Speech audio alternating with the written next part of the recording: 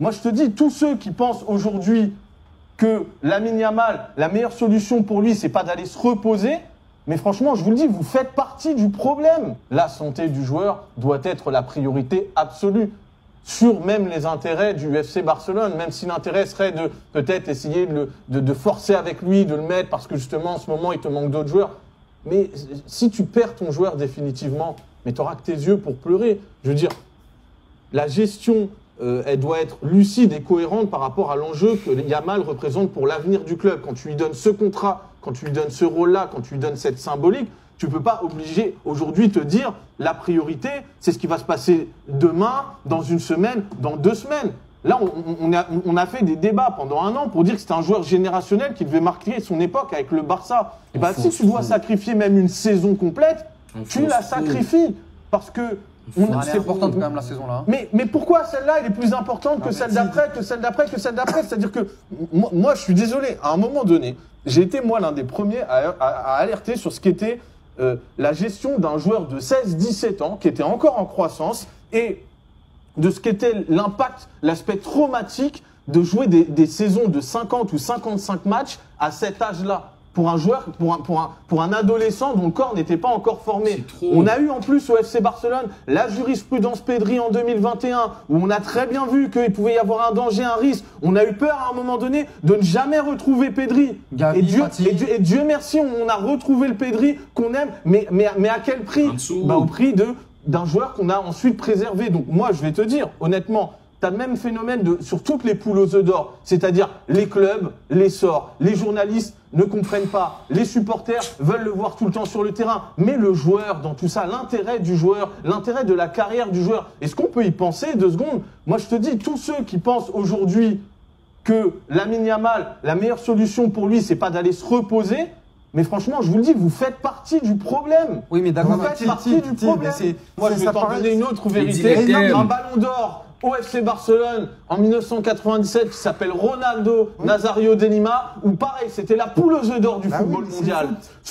Athlète égérie de Nike, il arrive à la Coupe du Monde 98 avec le statut de meilleur joueur du monde. C'est l'enfant prodige. Il avait une médiatisation et il y avait un enthousiasme autour de son niveau. Je veux dire, ce qu'il y a autour de Lamine Yamal aujourd'hui, ça n'est comparable que parce que les réseaux sociaux existent, parce que ce que représentait Ronaldo à l'époque, c'est sans commune mesure. On l'a bousillé, Ronaldo. On l'a bousillé. Le football, comme il s'est organisé à vouloir... Après, quand il se pète la jambe, c'est pas à cause des médias et de Nike. Mais non, mais c'est la façon dont le joueur s'est retrouvé projeté au premier plan et où on a ignoré des problèmes de santé qui étaient évidents jusqu'à le faire jouer une finale de Coupe du Monde alors que le mec avait fait une crise cardiaque 4 heures avant. Moi, c'est ce délire-là dont je veux qu'on sorte. Arrêtons d'ignorer ou de reléguer la santé des joueurs comme si c'était un paramètre facultatif. Ah. J'ai suivi certains supporters du Barça qui disent que ouais, le goût du Classico était parti, la hype était morte, le Classico n'avait plus de jus, ça n'avait plus rien, Yamal par ses stories, Yamal par ses prises de parole, Yamal par-ci, par-là, il a ramené la hype. Comment est-ce que vous pouvez être en train de dire ça, machin? Franchement, c'est vous qui voulez tuer Lamine Yamal. Et en plus de ça, les amis, il a tellement de responsabilités. Tellement de responsabilités. À qui on donne beaucoup, on demande aussi beaucoup. C'est pour ça qu'on force avec Lamine Yamal. Il n'est pas encore pleinement rétabli, on force.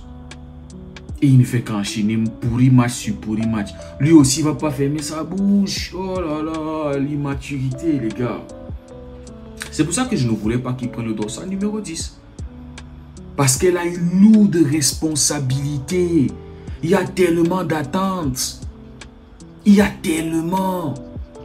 Et les projecteurs, et les yeux des gens, et il y a tellement. C'est pour ça que quand c'était sorti que voilà, Yamal allait prendre le dossard numéro 10. Ah là là les gars, je vous assure. J'ai fait une vidéo ici, non? Où je vous disais... Pour moi, qu'il écrive son histoire avec le 19. Qu'il rende le 19 un autre numéro mythique, comme on le dit, hein, mythique, comme le 10 est, qu'il écrive sa légende. Parce que Yamal, il a tout d'un joueur générationnel. Mais si on ne prend pas soin de lui, il va vite s'éteindre. Et il y a tellement de personnes aujourd'hui qui souhaitent que Yamal puisse s'éteindre. Hein? Plusieurs fois, on a vu des commentaires dans des publications, des gens qui le souhaitent les croiser, les gens qui le souhaitent ci, les gens qui souhaitent ça, des blessures graves. Il est en train de devenir, et il est déjà, le jeune joueur le plus détesté au monde. Le PSG en a fabriqué un, et le Barça est en train d'avoir un. Le Barça est en train d'avoir un. C'est pour ça que ça me préoccupe, les amis, parce que je ne veux pas le voir comme Kylian. Et il est en train de le devenir, les gars. Oui, toute cette hype-là autour du Classico, c'est bien. Mais est-ce que c'est ça le rôle de Yamal? Est-ce que c'est ça sa carrière? Ça vous sert à quoi d'avoir une hype où vous avez perdu? On a perdu, la hype-là a servi. Ça a servi à quoi au Barcelone?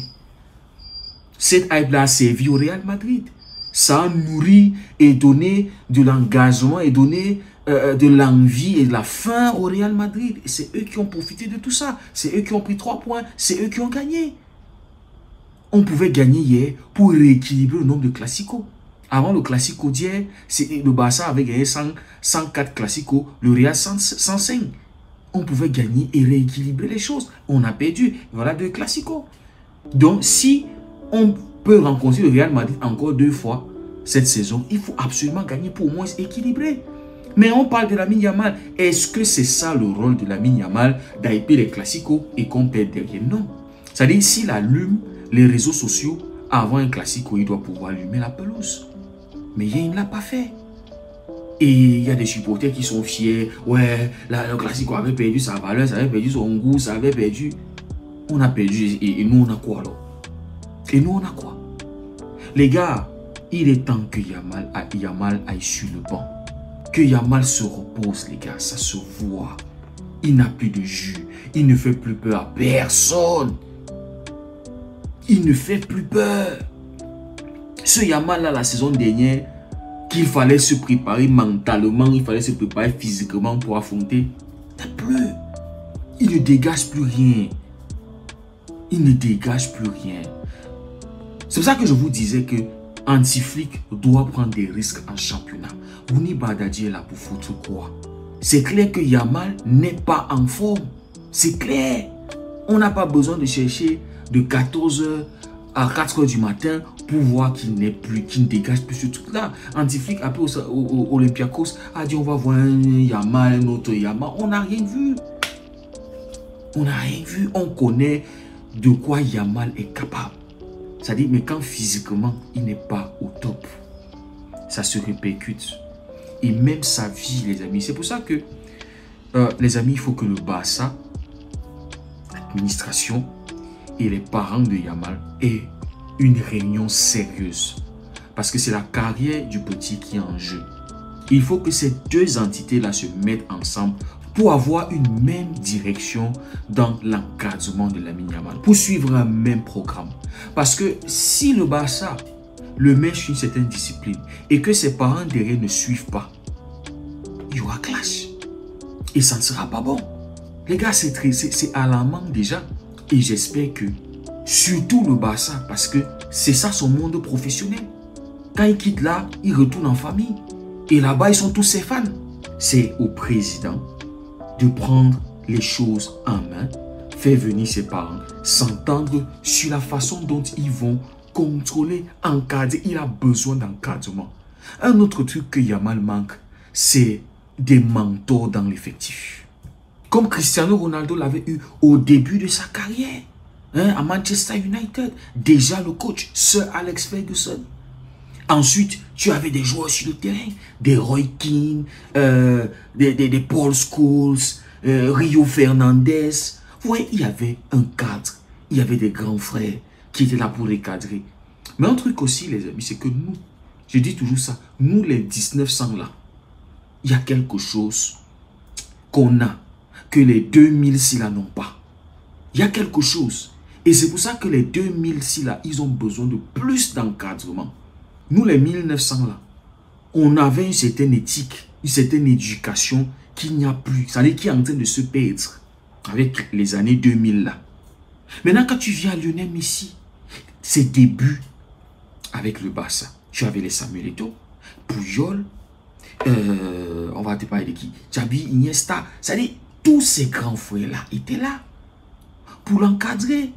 Ronaldinho. Mais Yamal, quand tu regardes qui? Est-ce que c'est Rafinha? Est-ce qu'il va écouter Lewandowski? Est-ce qu'il va écouter Chesney? Est-ce qu'il va écouter Frenkie de Jong? Il va écouter, il y a quel cadre, il y a quel joueur qui peut le recadrer? Le timing dans lequel il est arrivé au Barça. Il n'y avait pas ce joueur sortant là. C'est-à-dire, j'aurais vraiment souhaité que Yamal arrive quand Lionel Messi était encore là. Et c'est pour ça qu'on peut blâmer la gestion du Barça. Parce que, imaginez Lionel Messi encore là. Ça allait permettre à ces jeunes joueurs-là de grandir dans un meilleur cadre, d'avoir un véritable exemple à suivre.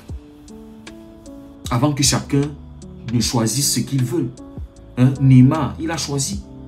Il a voulu aller dans sa famille, la famille brésilienne au PSG. Et ça a suivi comme ça a suivi. Il a fait quelques années qu'il a fait là. Basta, c'est mort. Donc, les amis, tellement de responsabilités sur Yamal, ça devient très lourd. Très, très lourd. Et je pense qu'il est temps qu'il prenne du recul, que le Barça l'aide à prendre ce recul-là. Qu'il aille se rafraîchir, qu'il aille changer un peu. C'est-à-dire qu'il se repose, qu'il remette les idées en place. Que sa famille professionnelle et sa famille naturelle se mettent ensemble pour former un bon cadre où Yamal va être bien entretenu, bien surveillé et qu'il y ait des noms dans sa vie. Qu'il soit cadré, qu'il soit recadré quand il n'est pas en train de... Voilà, vous comprenez ce que je veux dire, les gars. Comme on le voit au PSG avec Luis Enrique.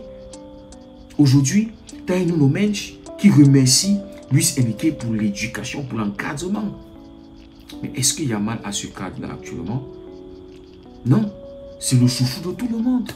C'est le joueur à qui on dit oui, on te donne le salaire, on donne le maillot, on donne ci, on le fait tirer des pénaltys, on le fait... Alors qu'il y a des grands frères là qui doivent prendre ces responsabilités-là. Qu'on le laisse, je le disais, Yamal est jeune. Toutes ces responsabilités-là, tous ces poids-là, il n'en a pas besoin. Qu'il enjoy. Et ça se voit, il n'enjoy plus. Il ne tente plus rien, il ne provoque plus, il n'y a rien. Il est vide, il est sur le terrain, tu ne le sens plus. Trop de poids, ça pèse sur le corps, les gars. Ça se ressent juste dans son jeu. Dites-moi ce que vous en pensez en commentaire. Est-ce que la carrière de Yamal, ça vous préoccupe vraiment? Ou bien vous êtes aussi là pour la hype, pour les... Voilà. Cavani ne va pas parler parce qu'il n'est pas un exemple. Le Real Madrid qui parle, est-ce qu'ils sont exemplaires? Est-ce que vous êtes aussi dans ce truc-là? Ou bien vous êtes réellement concerné par la carrière du petit?